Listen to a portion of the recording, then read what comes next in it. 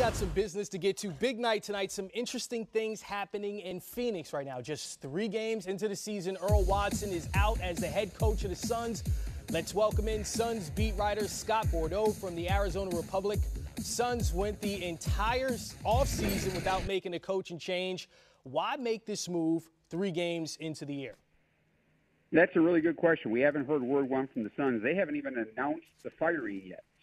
Or called a press conference. Nothing from General Manager Ryan McDonough or owner Robert Sarver. The only guess can be is that what happened these first 3 games is so bad that they felt they had no other choice. You know, they suffered the worst loss in franchise history in the season opener, losing by 48 to Portland. Then you give up 132 points to a bad Lakers team, then come back one day later and lose by 42 to the Clippers. I mean, no one expected the Suns to win 40 or 50 games this year, but the thought was they could become competitive, and yet they stepped back. That's still hard to justify, though, firing a coach after 3 games. So you have to wonder if some players maybe went to the front office. Well, we don't know any about that because nobody's talking right now.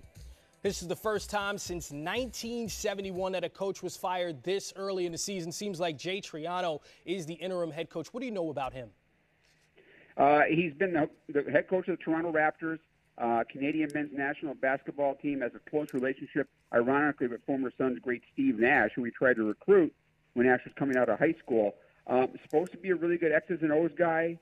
So I think that might be a bit of a departure from Earl Watson, who was more of a motivator and maybe a friend of the players. So I think you'll see a little bit different type of coaching. But, you know, he's an interim. We don't know if he's here long term and they're going to give him a chance, or this is just for the rest of the season.